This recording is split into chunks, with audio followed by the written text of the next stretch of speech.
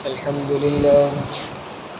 لله وكفى وسلام على عباده الذين اصطفى أما بعد فأعوذ بالله من الشيطان الرجيم بسم الله الرحمن الرحيم وَلَقَدْ خَلَقْنَا الْإِنسَانَ مِنْ سُلَالَةٍ مِنْ طِينٍ ثُمَّ جَعَلْنَاهُ نُطْفَةً فِي قَرَارٍ مَكِينٍ ثُمَّ خَلَقْنَا النُّطْفَةَ عَلَقَةً فَخَلَقْنَا الْعَلَقَةَ مُضْغَةً فخلقنا المضغة عظاما فكسونا العظام لحما ثم أنشأناه خلقا آخر فتبارك الله أحسن الخالقين ثم إنكم بعد ذلك لميتون ثم إنكم يوم القيامة تبعثون صدق الله العظيم۔ سورہ مؤمنون کی تفسیر جاری تھی، جس میں 11 آیتیں وہ بیان کی کہ اس میں کامیاب مومنین کے صفات بیان کی اور کہا کہ جو لوگ ان صفات کو اپنائیں گے اولئک هم الوارثون الذین یرثون الفردوس هم فیہا خالدون، کہ وہ جنت الفردوس کے وارث بنیں گے۔ یعنی ان صفات کے اپنانے کی وجہ سے جو کامیابی ملے گی، حقیقی کامیابی جس میں تمام مرادیں پوری ہو جائے، وہ کامیابی جنت کی کامیابی ہے، تو وہ جنت کے وارث بنیں گے۔ اور جنت کا حصول آخرت میں ہوگا، جنت آخرت میں ملے گی، دنیا میں نہیں۔ اب جب ان صفات کی بنیاد پر انعام سنایا گیا کہ یہ صفات اپنانے کی وجہ سے تم کو آخرت میں جنت ملے گی، تو دنیا کا ایک طبقہ وہ ہے جو آخرت ہی کو جھٹلاتا ہے۔ ان کے سامنے یہ بیان آیا کہ آخرت میں ہمیں جنت ملے گی، وہ تو آخرت کو مانتے ہی نہیں تھے۔ کفار مکہ، مشرکین مکہ کا سب سے بڑا اعتراض یہی تھا کہ جب ہم مر جائیں گے، مٹی ہو جائیں گے اور ہمارا جسم ختم ہو جائے گا تو ہم دوبارہ پیدا کیسے ہوں گے؟ یہ ان کا سب سے بڑا اعتراض تھا۔ حالانکہ اگر غور سے سوچا جائے تو یہ بات سمجھنا بالکل آسان ہے، اس لیے کہ جو اللہ پہلی مرتبہ پیدا کر سکتا ہے، جب ہمارا وجود ہی نہیں تھا اور اللہ نے ہمیں پیدا کیا، جب پہلی مرتبہ اللہ تعالیٰ پیدا کرنے پر قادر ہے تو ایک مرتبہ مار کر دوبارہ پیدا کرنا تو آسان ہے۔ کوئی چیز پہلی مرتبہ بنانی ہو تو اس میں دشواری ہوتی ہے، لیکن کوئی ایک مرتبہ بنا دی گئی پھر اس چیز کو دوبارہ بنانا ہو تو ایک مرتبہ تجربہ بھی ہو چکا ہے۔ ویسے اللہ تعالیٰ تجربے کا محتاج نہیں، لیکن انسانوں کی عقل کے مطابق جو ان کو تعجب ہوتا ہے کہ ہم مر کر مٹی ہو جائیں گے تو دوبارہ پیدا کیسے ہوں گے، تو خود اپنی عقلوں سے سوچ سکتے ہیں کہ جب تمہارا وجود ہی نہیں تھا تو اللہ نے تمہیں پیدا کر دیا، تو وہی اللہ تم کو ایک مرتبہ مار کر پھر سے پیدا کرنا چاہے تو کیا مشکل ہے؟ اگرچہ تم مٹی ہو گئے تو پہلی مرتبہ پیدا ہوئے اس وقت تو تم تھے ہی نہیں، پھر بھی اللہ نے پیدا کر دیا۔ تو الغرض مشرکین مکہ کا عقیدہ یہ تھا کہ مرنے کے ایک مرتبہ آدمی مر جاتا ہے پھر بات ختم ہو جاتی ہے، وہ دوبارہ پیدا نہیں ہوگا۔ آخرت کا ان کو یقین نہیں تھا۔ اگلی آیتوں میں ان کو وہی سمجھایا ہے کہ اللہ نے انسان کو کس طرح پیدا کیا اور کن کن مراحل سے گزارا۔ ایسی قدرت والا مالک جو مختلف مراحل سے گزار کر تم کو پیدا کیا، وہی مالک تم کو دوبارہ پیدا کر سکتا ہے۔ ہمارے ملک میں ہنود کا عقیدہ یہ ہے کہ آدمی ایک مرتبہ مر جائے تو پھر وہ پیدا تو ہوتا ہے، 7 جنموں کا وہ عقیدہ رکھتے ہیں۔ ہمارے ملک ہندوستان میں ہندوؤں کا عقیدہ کیا ہے؟ آدمی 7 مرتبہ پیدا ہوتا ہے، اور پہلی مرتبہ میں جیسے اس کے اعمال ہوتے ہیں، جیسے کرم کیے ہو، دوسری مرتبہ اس اعتبار سے اس کو دوسرا جیون ملتا ہے۔ اگر اچھے اخلاق کے ساتھ، اچھے اعمال کے ساتھ زندگی گزاری ہو تو دوبارہ انسان بن کر پیدا ہوتا ہے، اگر برے اعمال کے ساتھ ہو تو جانور بن کر پیدا ہوتا ہے، اور پھر جانوروں میں بھی کیٹیگری ہے، جو بدترین اعمال کے ساتھ زندگی گزاری ہو تو دوسرے جنم میں وہ کتا بن کر پیدا ہوتا ہے۔ اس طرح کے ان کے عقیدے، یہ عقیدہ بھی غلط ہے۔ ایک مرتبہ آدمی مر گیا پھر دوبارہ اس دنیا میں عامتاً وہ انسان آتا نہیں ہے، یہ جو ہنود کا عقیدہ ہے وہ بھی غلط ہے۔ اور دوسری طرف بہت سارے لوگوں کا عقیدہ ہے کہ آخرت نام کی کوئی چیز نہیں، وہ بھی غلط ہے۔ ہمارا عقیدہ یہ ہے کہ آدمی دنیا کی زندگی گزارنے کا بعد جب مرتا ہے تو اس کا ایک قبر کی زندگی شروع ہوتی ہے۔ قبر میں جانے کے بعد ایک قبر سے لے کر آخرت کی زندگی، اس کو عالم برزخ کہتے ہیں۔ پھر جب آخرت واقع ہوگی تو قبروں سے اللہ تعالیٰ دوبارہ اٹھائیں گے، اللہ کے سامنے پیشی ہوگی، حساب کتاب ہوگا، اور ہر شخص کو اس کے اعمال کے مطابق بدلہ دیا جائے گا۔ یعنی مرنے کے بعد ہمیں دوبارہ زندہ ہونا ہے، آخرت واقع ہوگی اور جنت و جہنم کا فیصلہ ہوگا، یہ ہمارا عقیدہ، اور یہ عقیدہ صحیح ہے۔ بہرحال اوپر جو صفات بیان کی ہے ان صفات کے بدلے میں جنت ملے گی۔ اب جنت آخرت میں ہوگی۔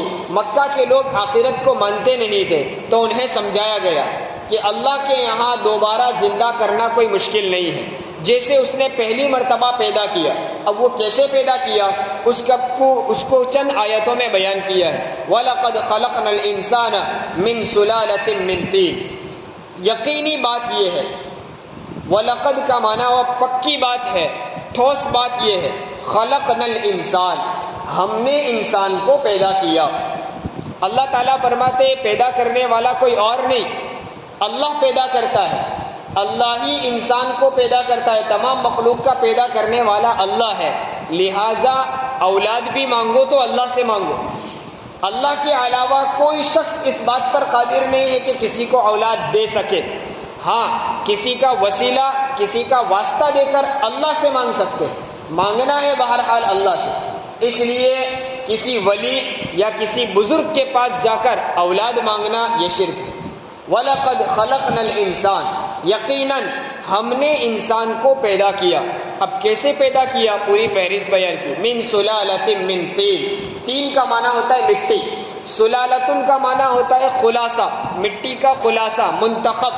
ہم نے منتخب مٹی سے، یعنی چن کر، چوائس کر کے، پوری زمین کی مٹی میں سے بعض مٹی کے حصے کو چوائس کر کے ہم نے انسان کو پیدا کیا، یعنی آدم علیہ السلام۔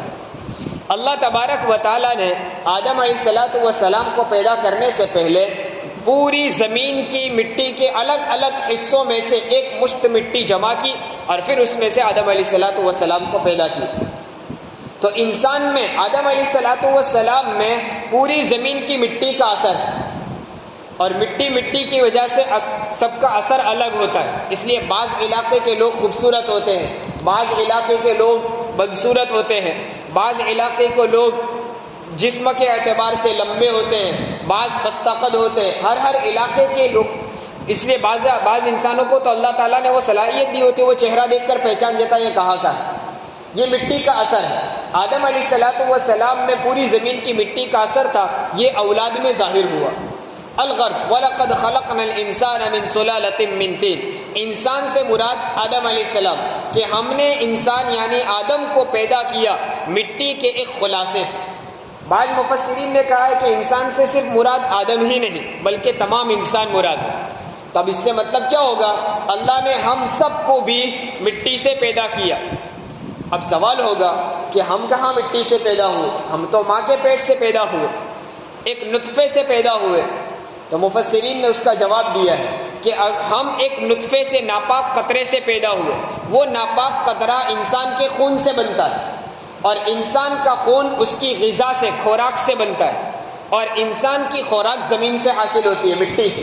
مٹی سے غلہ پیدا ہوتا ہے، وہ ہم کھاتے ہیں، تو لے دے کر اس کا سیدھا مٹی تک پہنچتا ہے۔ اب کوئی انسان کہے کہ میں غلہ کھاتا ہی نہیں ہوں، میں تو گوشت کھاتا ہوں، اور گوشت کہاں؟ زمین سے پیدا ہوا۔ تو اس کے پیچھے بھی غور کیا جائے تو اس کا سیرا بھی مٹی تک ہی پہنچتا ہے، کہ جو گوشت آپ نے کھایا وہ خون سے بنتا ہے۔ آدمی کا اور ہر جاندار کا گوشت خون سے بنتا ہے، اور وہ خون اس جانور کی خوراک سے بنا، اور جانور تو بہرحال مٹی کا غلہ ہی کھاتا ہے۔ تو ہر انسان کے اندر مٹی کا اثر ضرور ہے۔ ویسے انسان کو صرف مٹی سے نہیں پیدا کیا، 4 عنصر جمع ہے، آگ، پانی، مٹی اور ہوا، یہ 4 عنصر جمع ہے، لیکن اس میں مٹی والا عنصر غالب ہے، زیادہ ہے، اس لیے کہا جاتا ہے کہ انسان مٹی سے پیدا ہوا۔ اللہ نے کہا وَلَقَدْ خَلَقْنَا الْإِنسَانَ مِنْ سُلَالَةٍ مِّن طِينٍ، یہ 1450 سال پہلے آیت نازل ہوئی جب سائنس تھی ہی نہیں، اور جس کو کسی کو کچھ عطا پتہ ہی نہیں تھا کہ انسان پیدا کیسے ہوا۔ لوگ اپنی اپنی روایتیں بیان کرتے۔ قرآن نے کہا ہم نے ایک خاص مٹی سے انسان کو پیدا کیا۔ اب آج سائنسداں اس بات کو مان چکے کہ انسان کے اندر یہ 4 عنصر موجود ہیں، آگ، پانی، مٹی اور ہوا، اگرچہ ہمیں نظر نہیں آتے لیکن وہ عنصر موجود ہیں۔ وَلَقَدْ خَلَقْنَا الْإِنسَانَ مِنْ سُلَالَةٍ مِّن طِينٍ، یہ تو آدم علیہ السلام کو ہم نے مٹی سے پیدا کیا۔ پھر اولاد آدم کیسے چلی؟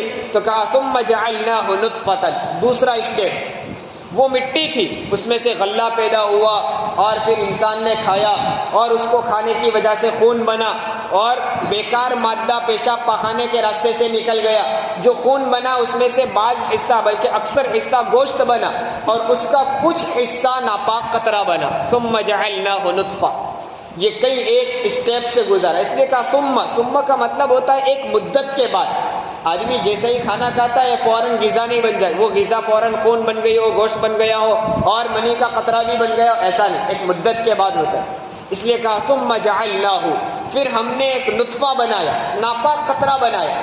اب یہاں سے ہم سوچے، خود اپنی ذات کو سوچے کہ ایک زمانہ تھا کہ اس وقت ہم ناپاک قطرے تھے اور ہماری حالت یہ تھی کہ کوئی آدمی ہمیں دیکھنا بھی گوارا نہیں کرتا تھا، ہمارے ماں باپ بھی ہمیں پسند نہیں کرتے تھے اور ہم ایسے بدبودار اور ناپاک تھے، کپڑے کو لگ جائے کپڑا ناپاک، بدن کو لگ جائے بدن ناپاک، جب تک اس کو دھو لیا نہ لیا جائے چین نہیں آتا تھا، یہ ہماری حالت تھی۔ ثم جعلناہ نطفۃ، اللہ کہتے ہیں ہم نے اس کو نطفہ بنایا، فی قرار مکین، وہ نطفے کو ایک جگہ دی، ایک مضبوط جگہ میں ہم نے ٹھہرایا، ایک محفوظ اور مضبوط جگہ میں، یعنی ماں کے رحم میں، ماں کے پیٹ میں اللہ تعالیٰ نے رحمدانی بنائی، جب وہاں نطفہ پہنچتا ہے اللہ اس کو وہاں ٹھہرا دیتے، جگہ دے دیتے، اور وہ ماں کی رحمدانی میں جب نطفہ آ جاتا ہے تو رحمدانی کا منہ بند ہو جاتا ہے، پیک ہو جاتا ہے۔ ذرا غور کرے، ایک عورت جس کے پیٹ میں نطفہ ٹھہر چکا، وہ عورت اٹھتی ہے، بیٹھتی ہے، رکوع کرتی ہے، سجدہ کرتی ہے، چلتی ہے، پھرتی ہے، لیکن پھر بھی وہ قطرہ وہاں سے باہر نکلتا نہیں، اللہ اس کو محفوظ کر دیتے، اس کو ایک ٹھکانہ دے دیتے، رحمدانی کا منہ بند کر دیتے۔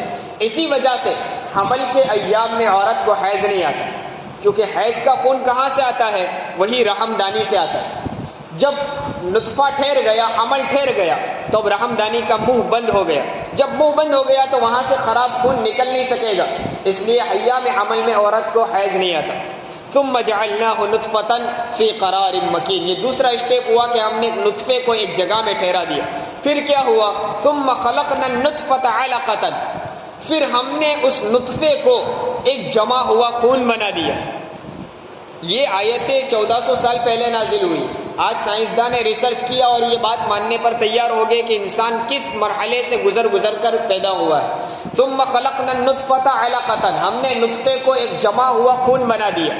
جمع ہوا خون جیسے خون ہوتا ہے بالکل بہہ جاتا ہے، کبھی ہمیں کوئی چیز لگ جائے تو خون جم جاتا ہے، وہ بالکل مضبوط اور گوشت کی طرح نہیں ہوتا، کچھ لکوڈ کی طرح ہوتا ہے لیکن جمع ہوا ہوتا ہے، یہ مراد ہے علقۃ سے، ہم نے نطفے کو علقہ جمع ہوا خون بنا دیا۔ فخلقنا العلقۃ مضغۃ، پھر ہم نے اس علقہ کو یعنی جمے ہوئے خون کو گوشت کا لوتھڑا بنا دیا۔ یہ اس زمانے میں بتایا جا رہا ہے جس زمانے میں اس چیز کا کسی کو علم نہیں تھا، یہ صداقت اور سچائی کی دلیل ہے حضور صلی اللہ علیہ وسلم۔ ویسے بھی حضور تو کہیں لکھنے پڑھنے نہیں گئے تھے، آپ کا دنیا میں کوئی استاذ نہیں تھا، آپ نے کسی کے سامنے زانوِ تلمس طے نہیں کیا ہے، تو آپ نے تو ڈاکٹری بھی نہیں کی تھی، پھر بھی آپ بتا رہے ہیں کہ ہم نے، اللہ تعالیٰ کہہ رہے ہیں کہ ہم نے اس خون جمے ہوئے خون کو گوشت کا لوتھڑا بنا دیا۔ فخلقنا المضغۃ عظاما، پھر ہم نے اس گوشت کے لوتھڑے کو، گوشت کا لوتھڑا جب بنا تو اس پر سفید سفید دھاریاں بننے لگتی ہیں، سفید لکیریں بنتی ہیں اور پھر وہ مضبوط ہو کر ایک ہڈی بن جاتا ہے۔ کہا ہم نے اس گوشت کے لوتھڑے کو ہڈی بنا دیا، اب وہ ایک ہڈیوں کا ڈھانچہ بن گیا، یہ ماں کے پیٹ میں بچے کا پہلے ہڈیوں کا ڈھانچہ بنا۔ فکسونا العظام لحما، پھر ہم نے ان ہڈیوں پر گوشت کا لباس پہنا دیا۔ فکسونا، کسونا کا معنی تو ہے ہم نے لباس پہنا دیا، گویا اللہ تعالیٰ نے ان ہڈیوں کے اوپر سب میں گوشت چڑھا دیا۔ اس وجہ سے انسان کے جسم میں ہڈیاں ہیں لیکن ہڈی نظر نہیں آتی، ہر ہڈی کے اوپر اللہ تعالیٰ نے گوشت چڑھا دیا ہے۔ یہ فکسونا العظام لحما، ہڈیوں کے اوپر اللہ تعالیٰ نے گوشت کا لباس پہنا دیا۔ ان مراحل سے گزرنے کے بعد اب اللہ فرماتے ہیں ثم انشأناہ خلقا آخر، پھر ہم نے اس کو ایک الگ مخلوق بنا کر پیدا کر دیا۔ الگ مخلوق کا کیا مطلب ہے کہ غور کرو، ایک وقت وہ تھا کہ یہی چیز ایک ناپاک قطرہ تھا اور اسی چیز کو مرحلہ در مرحلہ اسٹیپ بائی اسٹیپ گزارا تو ایک حسین انسان بن گیا۔ ایک وقت وہ تھا کہ اس میں کوئی عقل نہیں تھی، اب وہ زندہ انسان بن گیا، اس میں روح ڈال دی، وہ سمجھ بوجھ کرنے لگا۔ ایک وقت وہ تھا کہ اس میں حرکت کرنے کی طاقت نہیں تھی، اب اس کے اندر روح پڑ گئی، وہ اپنی طرف سے ہلنے لگا، حرکت کرنے لگا۔ ثم انشأناه خلقا آخر، پھر وہ دنیا میں بھی آتا ہے تو جس وقت پیدا ہوا اس وقت اس کی کیا حالت تھی؟ نہ سمجھ بوجھ تھی، نہ عقل تھی، نہ کھانے پینے کا طریقہ معلوم تھا، نہ بات کرنا آتی تھی، نہ چلنا پھرنا جانتا تھا، کوئی چیز نہیں۔ لیکن اللہ نے پھر بھی مرحلہ در مرحلہ اس کو گزارا، آہستہ آہستہ وہ باتیں سمجھنے لگا، آنکھ سے آنکھ ملانے لگا، پھر آہستہ آہستہ اس کو کھانے کی پینے کی سمجھ لگنے لگی، وہ کھانا مانگنے لگا، پھر آہستہ آہستہ اس پہ چلنے کا طریقہ اللہ نے سکھایا، اپنے ہاتھ سے کھانے کا سلیقہ سکھایا، یہاں تک کہ وہ کڑیل نوجوان ہو گیا۔ جب آیا تو بہت چھوٹا سا تھا، اب نوجوان 6-7 فٹ کا ہو گیا۔ جب آیا اس وقت اس کو دنیا کی کوئی سمجھ بوجھ نہیں تھی، اب بڑا بزنس چلا رہا ہے۔ تو یہ انسان کو اللہ تعالیٰ نے ایک زمانے میں وہ لطفہ تھا، ثم انشأناه خلقا آخر، گویا ایک الگ اور انوکھی مخلوق بن گئی۔ فتبارک اللہ احسن الخالقین، اللہ تعالیٰ کہتے اللہ کی ذات بڑی بابرکت ہے، بڑی خیر کو لیے ہوئے ہیں، جو پیدا کرنے والوں میں سب سے بہترین، بنانے والوں میں سب سے بہترین بنانے والا ہے۔ یہ اللہ تعالیٰ نے انسان کو بنایا اور انسان کو بہترین مخلوق بنایا، احسن الخالقین کا، اس وجہ سے کہ انسان کے اعضاء کو بھی دیکھو تو بھی سمجھ میں آئے گا کہ اللہ تعالیٰ نے تمام اعضاء کو برابر اس کی جگہ پر فٹ کیا۔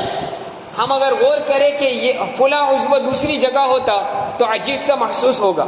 اگر کوئی آدمی غور کرے کہ ہماری ناک ہمارے منہ پر لگی ہوئی، اگر وہ سر کے پیچھے لگی ہوئی ہوتی تو کیسی محسوس ہوتی؟ اگر وہ سینے پر ناک لگی ہوئی ہوتی تو کیا ہوتا؟ آنکھیں اللہ نے 2 بنائی اور دونوں سامنے بنائی، اگر دونوں طرفوں میں بنائی ہوتی تو کیا ہوتا؟ سامنے کا نظر نہ ہوتا۔ ہمیں سیدھا چلنا ہوتا تو دائیں یا بائیں منہ کر کے چلنا پڑتا دیکھنے کے لیے، پھر بھی ایک ہی آنکھ سے دیکھ سکتے۔ اللہ تعالیٰ نے ہر عضو کو اپنی اپنی جگہ پر فٹ کیا، آنکھیں برابر اپنی جگہ لگائی، کان اپنی جگہ لگائے، بال اپنی جگہ مخصوص جگہ پر اگائے۔ اگر بیجا جگہوں پر بال اگ جاتے تو بھی انسان بھدا اور برا معلوم ہوتا۔ یہ فتبارک اللہ احسن الخالقین، اور اس کو اللہ تعالیٰ نے قسم کھا کر بیان کیا ہے، والتین والزیتون وطور سینین وہذا البلد الامین لقد خلقنا الانسان فی احسن تقویم۔ اللہ تعالیٰ متعدد قسمیں کھا کر کہتا ہے ہم نے انسان کو بہترین مخلوق، حسین مخلوق بنایا۔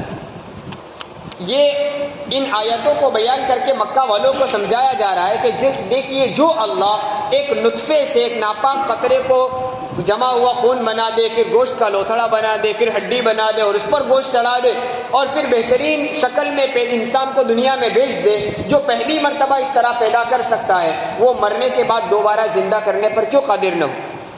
یہ مکہ والوں کو سمجھایا گیا۔ ثم انکم بعد ذلک لمیتون، پھر کہا کہ یہ تو دنیا میں آ گیا اور دنیا کی ایک لمبی زندگی وہ گزارے گا، اور گزارنے کے بعد کیا ہوگا؟ ثم انکم، پھر تم بعد ذلک لمیتون، اس کے بعد مرنے والے ہو، میت بننے والے ہو۔ ایک وقت آئے گا تم کو اس دنیا کو چھوڑ کر جانا پڑے گا۔ تو اللہ تعالیٰ کہہ رہے ہم پیدا بھی ہم کرتے ہیں، اور ایک زندگی کا ایک مرحلہ گزارنے کے بعد تم کو موت بھی آئے گی۔ یہ موت ایک ایسی حقیقت ہے جس کا آج تک کسی نے انکار نہیں کیا۔ انکار کرنے والوں نے اللہ کا انکار کر دیا، لیکن موت کا آج تک کوئی انکار کر سکا نہیں۔ تو یہ حقیقی چیز ہے، اس کے پیچھے ہمیں غور کرنا چاہیے کہ ایک وقت ہوگا ہمیں بھی اس دنیا کو چھوڑ کر جانا پڑے گا، اور ہمارا تو عقیدہ ہے ہم نے دنیا میں جیسی زندگی گزاری ہے ویسا آخرت میں اس کا حساب بھی دینا پڑے گا۔ ثم انکم بعد ذلک لمیتون ثم انکم یوم القیامت تبعثون، اور تم مر جاؤ گے تو بات ختم نہیں ہو جائے گی، پھر قیامت کے دن دوبارہ اٹھائے جاؤ گے۔ یہ اصل بات سمجھانی تھی مکہ والوں کو، اس لیے پوری فہرست بیان کی، پوری ترتیب بیان کی کہ انسان کو ہم نے پیدا کیسے کیا۔ اس کے پیچھے غور کرو گے تو سمجھ میں آ جائے گا کہ مرنے کے بعد قیامت کے دن دوبارہ زندہ اللہ کے لیے زندہ کرنا کوئی مشکل نہیں ہے۔ ثم انکم بعد ذلک لمیتون، یہاں تک انسان کی زندگی کو ایک مختصر انداز میں بیان کیا کہ وہ کیسے پیدا ہوا، کن مراحل سے گزرا، اور پھر اس کو موت آئے گی اور دوبارہ پیدا ہوگا۔ رہی بات دنیا کی زندگی، تو اس میں اللہ تعالیٰ نے اس کی زندگی گزارنے کے لیے کیا کیا چیزیں بنائی، کائنات کو کیسا بنایا، اس کے لیے کیا کیا سہولتیں پیدا کی وغیرہ اگلی آیتوں میں بیان کیا ہے۔ انشاءاللہ وہ آئندہ کل بیان کیا جائے۔ سبحان اللہ۔